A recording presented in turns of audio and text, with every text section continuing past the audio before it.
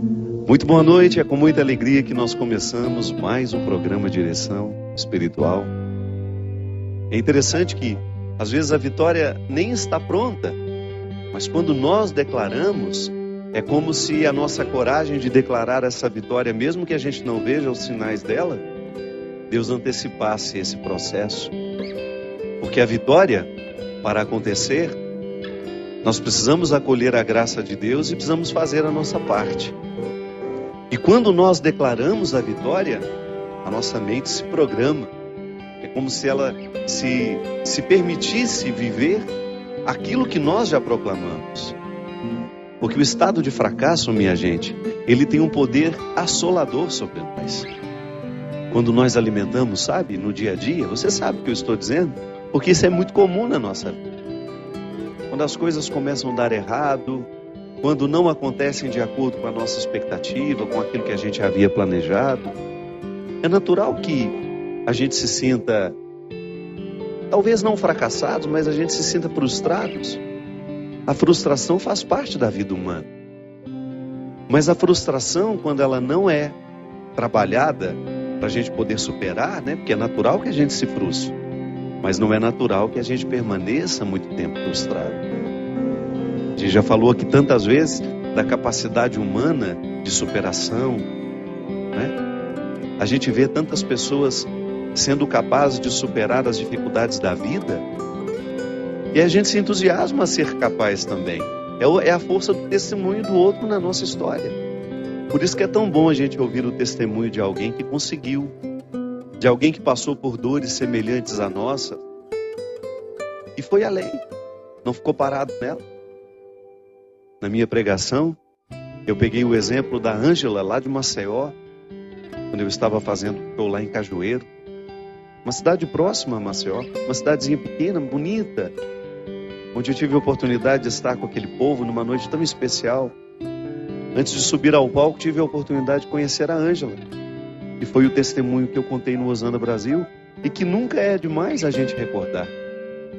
A Ângela estava preparando com o filho dela a formatura tão esperada daquele menino. Um menino esportista, atleta, que sempre cuidou da saúde, que sempre cuidou de si mesmo. Naquela manhã, tomando café com a mãe, feliz por ter conseguido vencer a vida, vencer todas as dificuldades que são próprias da vida de um estudante. E naquele dia ele celebraria sua vitória na faculdade, ia se formar. Mas a vida não permitiu que isso acontecesse. Na hora do almoço, quando Ângela voltou, tomou café com o rapaz, foi ao salão, foi preparar-se também, e quando voltou na hora do almoço, encontrou o filho morto dentro do banheiro. Depois de investigar as causas da morte, uma parada cardíaca com, um infarto fulminante, tão comum nos jovens de hoje, né? Um menino de 24 anos, que às vezes o problema do coração a gente tem e não sabe. A gente, muitas vezes estamos saudáveis e nos falta uma investigação, um check-upzinho faz bem a todo mundo, a quem tem saúde, sobretudo, também, para a gente poder identificar o que está errado dentro de nós.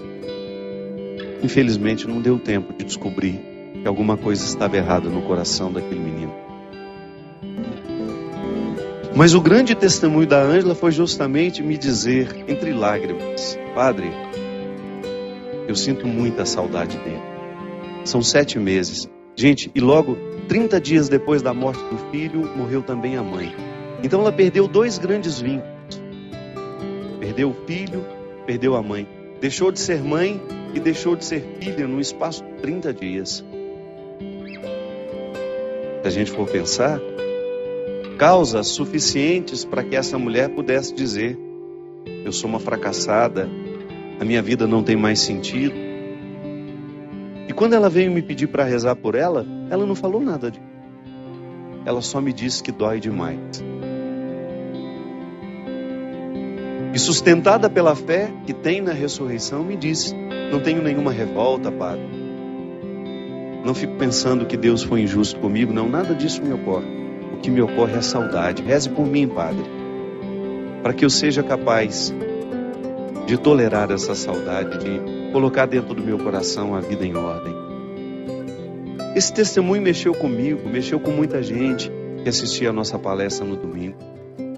E nunca é tarde, nunca é demais a gente repetir, e nunca é tarde para a gente reviver o testemunho de uma pessoa que foi capaz de superar a sua perda, que foi capaz de superar o seu fracasso e que não permitiu que aquele fracasso se instalasse como um proprietário da alma da gente. Porque o que às vezes acontece é isso. Eu sempre gosto de dizer que se todos os dias a gente não faz uma faxina antes de dormir, sabe, uma faxina espiritual mesmo, emocional, afetiva, se a gente não faz uma limpeza daquilo que nos poluiu, porque todos os dias a vida nos polui, com aquilo que acontece, com aquilo que a gente vê que aconteceu na vida do outro, que nós não somos indiferentes. Se você assiste ao noticiário todos os dias de manhã, você já tem motivos para passar um dia lamentando. Se você assiste aos noticiários da noite, você tem motivos para perder o sono. Mas essa é a postura cristã?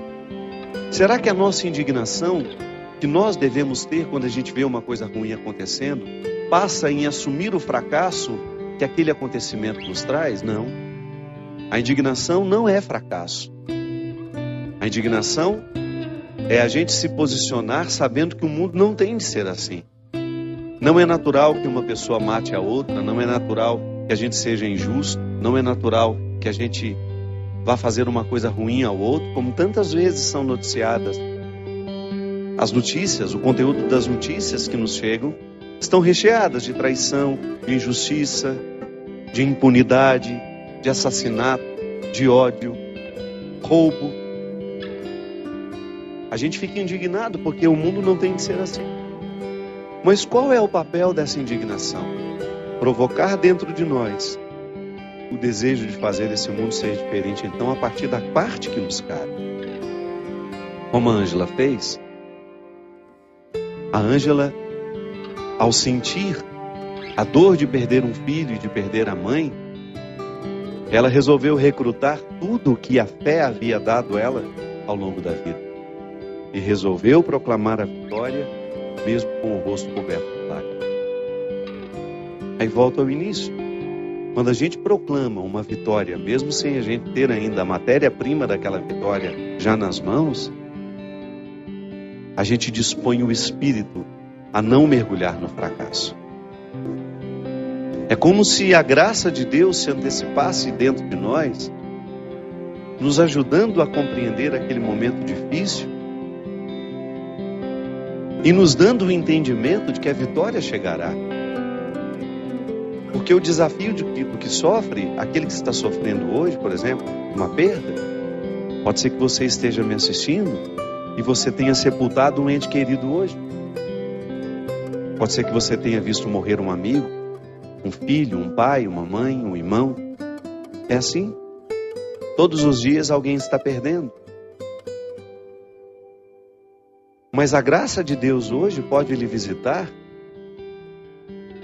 não lhe retirando essa saudade, porque esse é um processo humano. Deus não tem como retirar o que é humano. A saudade é um dom que nós temos dado por Ele. Como é que Ele vai tirar isso de mim? Eu não quero. Eu não quero deixar de sentir saudade das pessoas que eu amo. O que eu quero é que essa saudade se torne leve dentro de mim. Não seja um fardo para me deprimir, para me amargurar. Então eu permito que a mão de Deus comece já a me consolar hoje e eu alimente esse pensamento. Quem perdeu alguém hoje precisa começar a alimentar esse pensamento. A dor que eu estou sentindo hoje não é definitiva. E o grande problema do sofrimento é quando nós olhamos para ele, quando a gente sente aquela dor terrível, tão próxima do acontecimento. É natural que doa de maneira terrível, mas a gente começar a alimentar a esperança de que essa dor vai mudar o formato dela, de que ela será sim suportável. Por mais difícil que nos pareça o dia de hoje, você pode ter certeza que, se bem vivido, se vivenciado tudo isso, com fé no coração, deixando-se visitar por essa sabedoria divina, de que tudo vai passar, que vai ficar diferente, esse dia tão terrível hoje, pode ser no futuro, um dia de aprendizado. Porque é assim que as pessoas crescem. É assim que nós superamos. É assim que nós avançamos. Eu fico pensando, né? Eu tive uma vida muito difícil sempre. A vida na minha casa não é fácil até hoje. Eu tenho muitos motivos para poder desanimar. Tenho muitos. Todos os dias eu tenho motivos para desanimar. Por aquilo que eu não consigo com os meus irmãos, com os meus amigos, por aquilo que eu não consigo comigo mesmo, por aqueles que eu vejo morrer, por aqueles jovens que eu gostaria tanto que estivessem vivendo diferente, mas não. Estão lá perdidos nas drogas, na prostituição socializada, no álcool. Por ver o meu país tão injusto, por ver tantas vezes os nossos governantes fazendo o absolutamente contrário do que deveriam fazer, deveriam cuidar da gente, mas às vezes saqueiam o cofre público, lá onde nós depositamos os nossos impostos, para que este país seja melhor, para que a gente tenha saúde, para que a gente tenha segurança, para que os nossos filhos tenham uma boa educação. Todos os dias nós temos motivos para desanimar. Todos os dias você também tem motivo para jogar a toalha e dizer, olha, a partir de hoje eu não luto mais. Mas não é assim que se faz gente grande. Não é desistindo que se faz gente grande. E por isso que vale a pena o testemunho, que você vê que o outro não, que você não está sofrendo sozinho. E isso é humano. Gosto de dizer, né? Falo no meu livro, no Quem Roubou de Mim, que nós muitas vezes estamos estranhos às questões humanas. Nós estamos ficando estranhos a nós mesmos. Nós estamos estranhos ao sofrimento. Nós estamos estranhos à morte. Como se isso não fizesse parte da nossa vida. Como se isso não fosse um processo natural da vida. Não pode ser assim. Esse livro aí que está aparecendo, ó, Quem Me Roubou de Mim, além de falar do sequestro da subjetividade, fala justamente dessas perdas que o mundo contemporâneo, que o mundo de hoje está nos trazendo. Prejuízos terríveis. Por quê? Porque a gente não se reflete, a gente não se pensa. E quem não se pensa vai ter muita dificuldade de pensar a vida com mais amplitude. Porque a maneira como eu me penso reflete na maneira como eu penso a minha vida. Como eu olho para as pessoas, a maneira como eu me olho reflete na maneira como eu olho para o outro. Então, esses sofrimentos que fizeram parte de você ao longo deste ano, eles têm que lhe trazer um fruto, sim. E se não trouxeram, você pode ficar esperto. Pode ser que você esteja deixando de arrancar deles o aprendizado. Pode ser que você esteja guardando os fracassos na estante, sabe? Sem reciclá-los. Não, fracasso tem que ser reciclado. Aquilo que você lutou, eu posso dizer, encontrei tantas pessoas que passaram pela batalha contra o câncer, ou porque lutaram consigo mesmas, ou porque lutaram com as pessoas mais próximas. Só quem já passou por isso sabe como é difícil. Mas depois que passa, depois que termina, não é verdade? Você olha para o cabelo que voltou a crescer e você identifica que aqueles cabelos representam sonhos. Só quem precisou perder os cabelos para fazer um tratamento de quimioterapia sabe o que é a alegria de vê-los nascendo novamente. Só quem precisou passar pelo mal-estar de uma quimioterapia, de ficar tantas vezes horas e horas dentro de um hospital esperando pelo atendimento, e depois você ver o resultado de que aquilo deu certo, de que o tumor regrediu, ou então a cirurgia que fez foi bem sucedida. Então, quando renascem os cabelos, meu Deus, que respeito nós precisamos ter por esses cabelos que nascem. São mais que cabelos. É o renascimento de sonhos, de esperança, de futuro. É alguém que de alguma forma pode dizer, a vida aqui venceu. E nós continuaremos lutando por essa vida. Porque só quem se viu nesse limite, nesse limiar estreito entre vida e morte, saberá identificar o quão a vida é preciosa. E deixaremos de reclamar menos. Reclamaremos menos. Porque um dia a gente viveu esse limiar e a gente sabe muito bem. Há 3 meses que eu estou lutando, com um problema que eu tive nesse ouvido esquerdo. Há 3 meses eu não sei o que é silêncio. Eu que gosto tanto. Então às vezes eu acho que eu vou ficar louco com um barulho que não termina dentro do meu ouvido. Tive uma pequena perda de audição, provocado não sei porquê, sei lá. São tantos os motivos que podem provocar aquilo que eles chamam de surdez súbita. O que é a surdez súbita? Quando você de repente acorda com um barulho no seu ouvido, você vai e faz uma audiometria, tem um exame que mede a audição. Aí eu descobri que eu perdi 3 frequências graves. Nem fazem falta. Poderia viver perfeitamente sem elas. Até o doutor Daniel, que tem me acompanhado, me disse: padre, é um diagnóstico muito bom. Depois outros médicos, amigos meus também, doutor Vianney lá em Petrópolis, eu tive a oportunidade também de conversar, de passar por ele, fui tão bem atendido por ele. Todo mundo dizendo, o diagnóstico é muito bom. Quando se perde frequências graves, se recupera praticamente tudo novamente. Só uma questão de tempo. Mas o problema, minha gente, não é essa bendita frequência grave que eu perdi, não. O problema é conviver com esse barulho, esse zumbido, dia e noite. Sabe quando você deita para dormir cansado? E você não consegue dormir porque aquele barulho te perturba, te perturba, te perturba. E ontem, graças a Deus, eu tive assim um dia tranquilo. Foi o primeiro dia em que eu posso dizer que o zumbido não ficou o tempo todo. Foi o primeiro dia em que eu tive a oportunidade de voltar a saborear alguns momentos de silêncio. Ele não foi embora, está aqui. Vai, volta, fica baixinho, fica mais alto. Mas ontem, eu vivi um dia inteiro naquele silêncio que eu gosto, que me faz bem.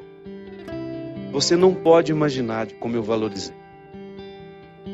Você não pode imaginar de como para mim foi gratificante ter a oportunidade de valorizar uma situação que às vezes passa despercebida, que eu me acostumei com ela.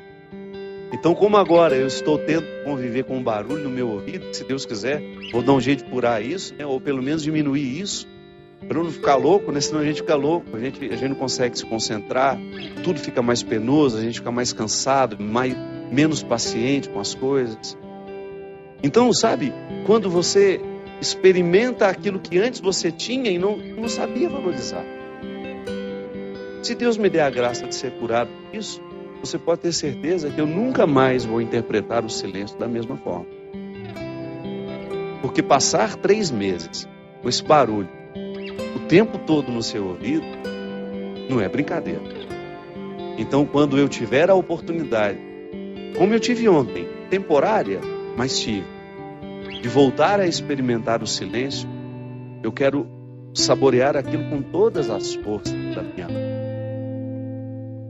Porque para isso serve o sofrimento. Por isso que eu estou lhe dizendo, o que lhe aborreceu ao longo desse ano? O que foi penoso para você? Eu dei meu testemunho, falei o testemunho da Ângela. Minha história é tão pequenininha, perto de tantos sofrimentos que a gente teve. A gente teve a Célia, nossa amiga aqui, que trabalha conosco, que enfrentou o ano passado, um pouco esse ano também, né, Célia? Ainda na continuidade do tratamento, né? 2010, 2011, continua em tratamento. A Célia sabe, nós vimos quando os cabelos da Célia caíram e depois vimos a alegria quando nasceu. Está aqui trabalhando, feliz da vida, levando a mãe dela por onde vai, com amor, com carinho. Mostra a Célia, a menina tão especial, tão cheia de Deus, que foi um testemunho para nós aqui, para quem esteve ao lado dela. Então, para a gente poder ter o direito de cantar essa música, Hoje Eu Livre Sou, a gente precisa vasculhar tudo o que foi difícil na nossa vida.